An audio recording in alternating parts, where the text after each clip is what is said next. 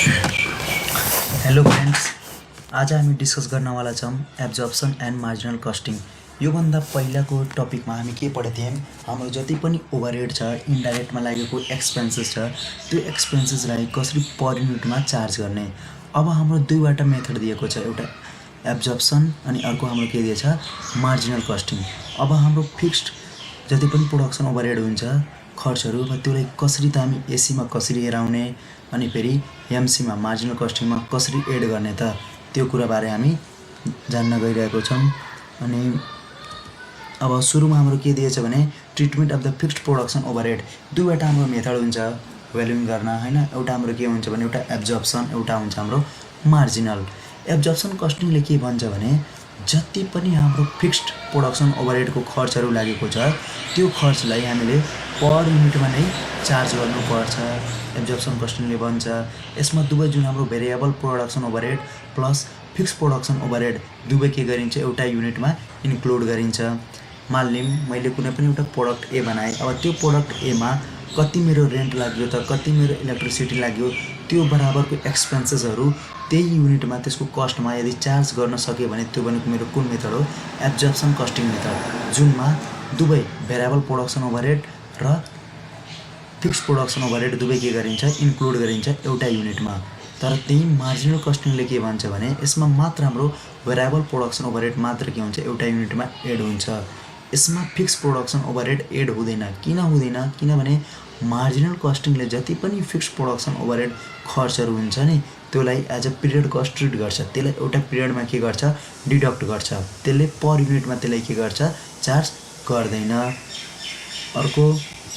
अर्को हाम्रो के दिएछ, अब मार्जिनल कस्टिङको बारेमा अलि अब डिप्थमा हेरौँ। सुरुमा के हुन्छ भने मार्जिनल कस्टिङ, मार्जिनल वर्ड भनेको के हो, एडिसनल कस्ट के।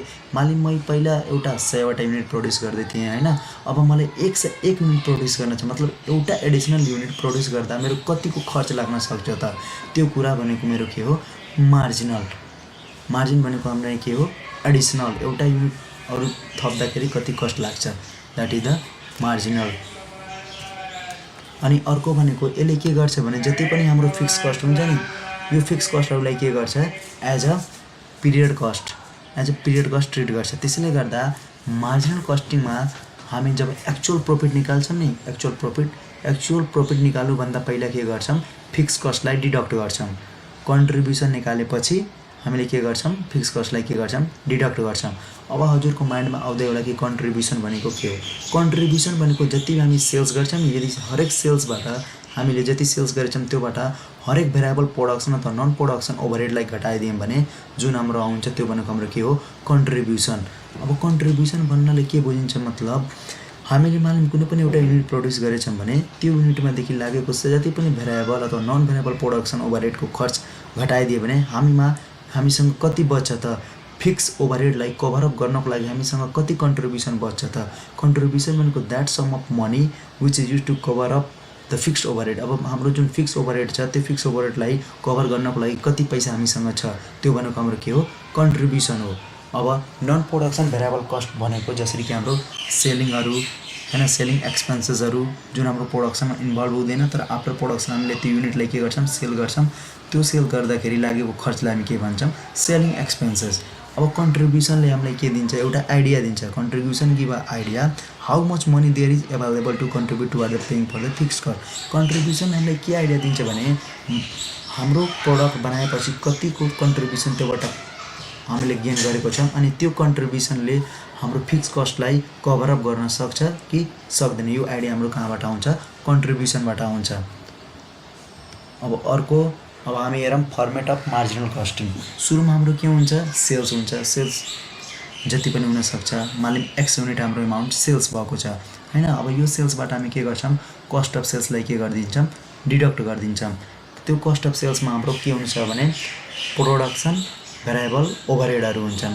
प्रोडक्सन गर्दाखेरि लागेको भेरिएबल ओभरहेडहरू, भेरिएबल कस्ट अफ प्रोडक्सन, त्यसलाई के गरिदिन्छौँ, हामी के गरिदिन्छौँ, डिडक्ट गरिदिन्छौँ। अनि पछि गएर हामी के गर्छौँ, लेस अदर भेरिएबल कस्ट। अब अदर भेरिएबल कस्टमा के आउन सक्छ, हाम्रो सेलिङ कस्टहरू, एडमिन कस्टहरू, यो सबै कस्टहरू जब डिडक्ट गरिदिन्छौँ त्यसपछि हाम्रो के आउँछ, कन्ट्रिब्युसन आउँछ। यानी sales minus all variable production अथवा नन प्रोडक्सन ओभरहेड भनेको नै के हो कन्ट्रिब्युसन हो। अब कन्ट्रिब्युसन आएपछि हामीले के गर्छौँ बल्ल फिक्स कस्टलाई के गर्छौँ घटाउँछौँ अनि एक्चुअलमा प्रफिट अथवा लस के गर्छौँ क्याल्कुलेट गर्छौँ। अब यहाँ हेर्नुपर्ने कुरा के हो भने जसरी कि यो कन्ट्रिब्युसन आएपछि हामी के गर्छौँ फिक्स कस्ट घटाएको छौँ मार्जिनल कस्टिङमा, किनभने मार्जिनल कस्टिङले यो फिक्स कस्टलाई के ट्रिट गर्छ पिरियड कस्ट ट्रिट गर्छ। त्यसैले गर्दा यसले यहाँ युनिटमा चार्ज गर्दैन, यसले डाइरेक्ट के गर्छ जति हाम्रो कस्ट हुन्छ फिक्स कस्ट त्यसलाई लास्टमा जब प्रफिट क्याल्कुलेट गर्न छ त्योभन्दा पहिला के गरिदिन्छ त्यसलाई डिडक्ट गर्छ। त्यसैले यसलाई के भनिन्छ एज अ पिरियड कस्ट पनि भनिन्छ। अब अर्को हाम्रो के दिएछ फर्मेट अफ एब्जर्प्सन कस्टिङ। अब एब्जर्प्सन कस्टिङ र मार्जिनल कस्टिङमा के डिफ्रेन्ट छ सुरुमा हेरौँ। सेल्स दुवैमा सेम हुन्छ जति बेचे पनि, तर यहाँ जब हामी भ्यालुएसन गर्दा हामीले के गर्छौँ यसमा भेरिएबल पनि इन्क्लुड गरेछौँ, भेरिएबल कस्ट अफ प्रोडक्सन। यसमा हाम्रो के दिएछ फिक्स्ड ओभरहेड एब्जर्प्सन, यो पनि के गरेछौँ इन्क्लुड गरेछौँ। किनभने एब्जर्प्सन कस्टिङले के भन्छ भने हाम्रो कुनै पनि प्रोडक्ट बनाउँदाखेरि जति पनि इन्डाइरेक्ट वेमा लागेको खर्चहरू छ, जति पनि हाम्रो प्रोडक्सन ओभरहेडहरू छन् फिक्स्ड प्रोडक्सन ओभरहेडहरू त्यसलाई पर युनिटमा चार्ज गर्ने कसले भन्छ हाम्रो एब्जर्प्सन कस्टिङले। त्यसैले गर्दा यहाँ हाम्रो के दिएछ फिक्स्ड ओभरहेड एब्जर्प्सन। यहाँ हाम्रो अब कसको कुरा आउनुभयो ओएआरको कुरा आउँछ। जब ओएआरको कुरा आउँछ भने त्यहाँ हाम्रो के आउन सक्छ अन्डर अथवा ओभर एब्जर्प्सन। अब अन्डर र ओभर एब्जर्प्सनलाई हामीले कसरी ट्रिट गर्ने त, यदि अन्डर र ओभर एब्जर्प्सनको कन्सेप्ट मेनली यो हो जसरी कि हाम्रो एक्चुअलमा हामीले एउटा एक्सपेन्सेस हुन्छ होइन, एउटा एक्चुअलमा एक्सपेन्सेस हुन्छ अनि अर्को हाम्रो के हुन्छ भने बजेटेड। यदि हामी जति बजेट गरेछौँ त्यो बजेट एक्चुअलभन्दा बढी आयो भने त्यो भनेको हाम्रो के हुन्छ ओभर एब्जर्प्सन हुन्छ। के हुन्छ ओभर एब्जर्प्सन। ओभर एब्जर्प्सन भनेको मैले जति सोचेको थिएँ मेरो युनिटमा जति कस्ट सोचेको थिएँ कन्ट्रिब्युट गर्नलाई त्योभन्दा बढी एब्जर्ब भयो। मेरो कस्ट जुन एउटा युनिट छ नि एउटा युनिटको कस्टमा मैले बढी कस्टहरूलाई एब्जर्ब गराउन सकेँ, त्यो भनेको मेरो के हुन्छ ओभर एब्जर्प्सन। जब ओभर एब्जर्प्सन हुन्छ, ओभर भनेको हाम्रो लागि के हो राम्रो, यसलाई हामी एज अ प्रफिट ट्रिट गर्छौँ।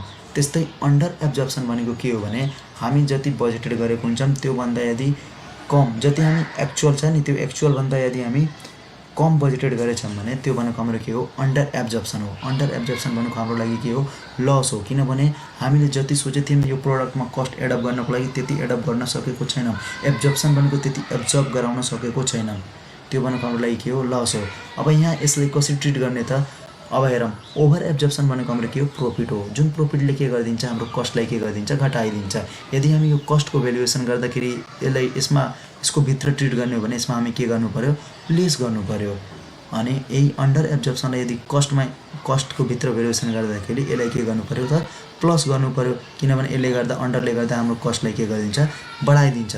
तर इफ हामी यसलाई सेपरेटली ट्रिट गरेछौँ भने अब यो जुन अन्डरले गर्दा के भयो हाम्रो लस भयो, यसले गर्दा हाम्रो के हुन्छ माइनस गर्ने। अनि ओभर एब्जर्प्सनले गर्दा के हुन्छ भने प्रफिट हुन्छ, त टोटलिटीमा हाम्रो के हुन्छ प्लस हुन्छ। यस्तै अब हाम्रो यसले अन्डर र ओभर ट्रिटमेन्टलाई यो एडजस्ट गरेपछि हाम्रो के आउँछ ग्रोस प्रफिट आउँछ। अनि ग्रोस प्रफिट आएपछि बल्ल हामी के गर्छौँ नन प्रोडक्सन कस्टहरू सेलिङ डिस्ट्रिब्युसन यो सबै कस्टहरू के गरिदिन्छौँ डिडक्ट गरेपछि फाइनलमा हाम्रो के आउँछ प्रफिट एन्ड लस आउँछ। ठ्याक्कै हामीले डिफ्रेन्स बुझौँ। त्यसमा के थियो हामीले मार्जिनल कस्टिङमा के थियो फिक्स कस्टहरूलाई आफ्टर कन्ट्रिब्युसन डिडक्ट गर्थ्यौँ, किनभने फिक्स्ड कस्टलाई मार्जिनल कस्टिङले as a period cost treat गर्छ। तर एब्जर्प्सन कस्टिङमा त्यही फिक्स कस्टहरूलाई त पर युनिटमा चार्ज गर्छ। त्यसैले गर्दा युनिटको भ्यालुएसन गर्दाखेरि नै हामी त्यसमा फिक्स्ड ओभरहेड एब्जर्प्सनलाई पनि के गर्छौँ एड गर्छौँ। अब नेक्स्ट अर्को हाम्रो के दिएछ advantage and disadvantage of marginal costing. अब मार्जिनल कस्टिङ किन युज गर्ने अथवा एब्जर्प्सन कस्टिङ किन युज गर्ने त्यसको पनि आफ्नो फाइदा र बेफाइदाहरू छन्। First of all contribution per unit is constant unlike the profit per unit that varies with the change in sales volume. जसरी कि हामी मार्जिनल कस्टिङ जब युज गर्छौँ त्यसमा कन्ट्रिब्युसन पर युनिट कन्स्टेन्ट हुन्छ। किन कन्स्टेन्ट हुन्छ किनभने पर युनिटले दिएको कन्ट्रिब्युसन सेम हुन्छ, किनभने त्यसमा हाम्रो के हुन्छ फिक्स कस्ट कन्ट्रिब्युसन क्याल्कुलेट गर्दा इन्क्लुड हुँदैन। त्यसमा हाम्रो जति पनि डिरेक्ट कस्टहरू इन्क्लुड गरेको हुन्छ त्यो सबै युनिटमा नै इन्क्लुड हुन्छ। त्यसैले गर्दा यदि 100 युनिटको यदि कन्ट्रिब्युसन 50 आएछ भने 200 युनिटको पनि कन्ट्रिब्युसन के आउँछ 50 नै आउँछ, किनभने कन्ट्रिब्युसन भनेको नै के हो sales minus all variable production अथवा नन प्रोडक्सन ओभरहेड। त्यो घटाएपछि हाम्रो के हुन्छ कन्ट्रिब्युसन आउँछ। त्यसरी कन्ट्रिब्युसन के हुन्छ कन्स्टेन्ट हुन्छ, तर प्रॉफिट पर युनिट के हुन्छ भराइ गर्छ according to the sales volume. यदि हामी सेल्स भोल्युम बढाइदियौँ भने प्रॉफिट पनि के हुन्छ पर युनिट के हुन्छ बढ्दै जान्छ। अनि अर्को भनेको मार्जिनल कस्टिङमा न अन्डर ओभर एब्जर्प्सनको केही आउँदैन, किनभने यहाँ हामी जुन हाम्रो ओभरहेड हुन्छ त्यो ओभरहेडलाई फिक्स ओभरहेडलाई के गर्छौँ as a period cost treat गरेको हुन्छौँ। त्यसैले गर्दा यसमा हामी ओएआर क्याल्कुलेट गर्दैनौँ, डाइरेक्ट एउटा पिरियडमा गएर त्यसलाई के गरिदिने डिडक्ट गरिदिने। जब एक्चुअल प्रॉफिट क्याल्कुलेट गर्छौँ आफ्टर कन्ट्रिब्युसन पछि हामीले के गरिदिन्छौँ फिक्स कस्टलाई घटाइदिन्छौँ। अर्को भनेको के दिएछ useful in the decision making process. कुनै पनि मालिकमा हामीले डिसिजन लिन छ भने सर्ट टर्ममा कुनै पनि डिसिजन लिन सक्छ भने मान ली मेरो एउटा कम्पनी छ, म्यानुफ्याक्चरिङ कम्पनी ए छ, त्यो युनिटमा मैले 50 युनिट प्रड्युस गर्दै थिएँ। अब मलाई 50 भन्दा यदि बढी प्रड्युस गर्न छ भने 60 मालिक मैले प्रोडक्सन बढाउनु छ भने त्यो 10वटा युनिट मलाई एड गर्दाखेरि कति खर्च मेरो लाग्छ त, अनि कति के म त्यो एड गर्न मलाई राम्रो हुन्छ कि नराम्रो हुन्छ त्यो भन्ने डिसिजन हामीले यो मार्जिनल कस्टिङमा लिन सक्छौँ। यसको लागि के हुन्छ यो युजफुल हुन्छ डिसिजन मेकिङ प्रोसेसको लागि। अनि यसको एउटा डिसएडभान्टेज के छ भने यो IS2 द्वारा IS2 जुन हाम्रो इन्भेन्ट्री भ्यालुएसन मेथड त्यसलाई यसले के गर्छ मान्दैन, किनभने IS2 इन्भेन्ट्रीलाई भ्यालुएसन गर्दाखेरि हामीले के कस्ट इन्क्लुड गर्छौँ त purchase cost, conversion cost plus त्यसले करेन्ट कन्डिसन र करेन्ट लोकेसनमा लागेको खर्चहरू जोड्छौँ। त्यसको साथसाथमा प्रोडक्सन ओभरहेडलाई पनि के गर्छौँ जोडेको हुन्छौँ IS2 इन्भेन्ट्री मेथडद्वारा। तर यसमा त मार्जिनल कस्टिङमा हामी के गर्छौँ त जति पनि हाम्रो फिक्स्ड ओभरहेड हुन्छ त्यसलाई युनिटमा नएब्जर्ब गराएर हामी as a period cost treat गरेको हुन्छौँ। त्यसैले गर्दा यसले IS2 द्वारा जुन IS2 को फर्मेट छ इन्भेन्ट्री मेथड त्यसलाई यसले एडप्ट गरेको छैन। अब अर्को हाम्रो दिएछ advantage and disadvantage of absorption costing. अब एब्जर्प्सन कस्टिङको फाइदा र बेफाइदा के छन् पहिला हेरौँ। यसले के गर्छ इन्भेन्ट्रीलाई भ्यालुएसन गर्छ एज IAS2, किनभने यसमा सबै जति पनि हाम्रो फिक्स्ड ओभरहेड कस्ट हुन्छन् सबैले के गर्छ पर युनिटमा नै के गरेको हुन्छ चार्ज गरेको हुन्छ। जसले गर्दा यसले सेम IS2 द्वारा नै जसरी IS2 मा इन्भेन्ट्रीको भ्यालुएसन हुन्छ सेम त्यही फर्मेटले के गर्छ एडप्ट गर्छ। अब यसमा के हुन सक्छ भने हाम्रो ओभर र अन्डरको केस हुन सक्छ। अब ओभर र अन्डरको केसले गर्दा पनि हाम्रो के हुन्छ फाइदा हुन्छ। के फाइदा हुन्छ हामीले थाहा हुन्छ कस्ट कसरी कन्ट्रोल गर्ने त, हामी ओभर त्यो गऱ्यौँ बजेटरी गऱ्यौँ कि अन्डर गऱ्यौँ, त्यसले गर्दा हामीलाई के थाहा हुन्छ भने हामीले कस्ट कसरी कन्ट्रोल गर्ने त एउटा अर्गनाइजेसनको। अर्को भनेको यसको डिसएडभान्टेज के हुनसक्छ भने यो धेरै कम्प्लेक्स हुन्छ अपरेट गर्न र फेरि छोटो समयमा युजफुल हुँदैन, सर्ट टर्मको लागि यो युजफुल हुँदैन डिसिजन लिनको लागि। अर्को भनेको हाम्रो के दिएछ अब हामीले के थाहा पायौँ भने एब्जर्प्सन कस्टिङ र मार्जिनल कस्टिङ दुवैको प्रॉफिटमा के हुन्छ अन्तर हुन्छ। किन अन्तर हुन्छ किनभने एउटाले के गरेको छ सेम युनिटको कस्टैमा के गरेको छ OAR भनेर एड गरेको छ, ओभरहेड एब्जर्प्सन रेट एड गरेको छ एब्जर्प्सन कस्टिङले, तर मार्जिनल कस्टिङले त्यसलाई एड गरेको छैन, लास्टमा के गरेछ डिडक्ट गरेको छ। जसले गर्दा अब यिनीहरूको प्रॉफिटमा के आउँछ भने डिफ्रेन्ट भ्यालु आउँछ। अब जसरी कि अब मेरो क्लोजिङ इन्भेन्ट्रीको भ्यालु बढ्यो भने यदि क्लोजिङ इन्भेन्ट्रीको भ्यालु बढ्छ भने मेरो के हुन्छ कस्ट अफ सेल्स पनि के हुन्छ घट्छ। जब कस्ट अफ सेल्स घट्छ भने मेरो प्रॉफिट के हुन्छ बढ्छ। त्यसले गर्दा यदि absorption costing profit method use गर्दैछौँ भने यदि क्लोजिङ इन्भेन्ट्रीमा केही भ्यालु छ भने हाम्रो क्लोजिङ इन्भेन्ट्री आउँदैछ भने त्यसले गर्दा एब्जर्प्सन कस्टिङको प्रॉफिट के हुन्छ बढिहाल्छ। त्यस्तै यहाँ के दिएछ भने reconciling profit reported under the different method. अब एब्जर्प्सन कस्टिङ प्रॉफिट एउटा दिन्छ, त्यसमा एब्जर्प्सन र मार्जिनल कस्टिङमा मेन फरक आउनुको कारण के हो ओपनिङ र क्लोजिङ इन्भेन्ट्रीको भ्यालुहरू हैन कति युनिट छन् ओपनिङ र क्लोजिङ इन्टु के हुन्छ OAR। यो भनेको हाम्रो के हो डिटरमाइनिङ फ्याक्टर। यसले गर्दा हामीलाई के थाहा हुन्छ भने एब्जर्प्सन र मार्जिनल कस्टिङमा कतिको फरक आउँछ यो कुरा कसले भन्छ opening minus closing into OAR। यो भनेको एडजस्टिङ फ्याक्टर हो। यसले गर्दा नै हामी के गर्छौँ भने अब एब्जर्प्सन कस्टिङको प्रॉफिट कति त एब्जर्प्सनको प्रॉफिट यति दियो भने मार्जिनल कस्टिङद्वारा प्रॉफिट कति त यस्तो गरेर धेरै हाम्रो क्वेसनहरू सोध्छन् यसमा। जसरी कि हाम्रो के दिइहाल्छ भने एब्जर्प्सन कस्टिङको प्रॉफिट एउटा दिइहाल्छ, ओपनिङ इन्भेन्ट्री दिइहाल्छ, क्लोजिङ इन्भेन्ट्री दिइहाल्छ अनि OAR पनि दिइहाल्छ। अब हामीलाई सोधिन्छ क्वेसनले find the profit as per the marginal costing. अब यही फर्मेट अनुसार हामी के गर्छौँ डाइरेक्ट भ्यालुहरू राख्छौँ अनि सल्भ गरेपछि एन्सर निकाल्छौँ। अरू एउटा ख्याल गर्ने कुरा के हो भने जसरी यहाँ जुन OAR दिएछ ओभरहेड एब्जर्प्सन रेट त्यसको रेट यो ओभरहेड जुन एब्जर्प्सन रेट छ यसको बेसिसहरू फरक हुनसक्छ। मतलब क्वेसनमा हामीलाई मेसिन आवर बस्टेड मेसिन आवरहरू दिन सक्छ, लेबर आवर दिन सक्छ, युनिटको बेसमा दिएको हुन्छ। अब जुनको बेसिसमा दिएको हुन्छ त्यहीको बेसिसमा त्यहाँ भ्यालु निकालेर क्यालकुलेट गर्ने, नत्र के हुन्छ रङ हुने धेरै चान्स हुन्छ। यो थियो हाम्रो reconciling profit reported under different method. ल हस्, धन्यवाद।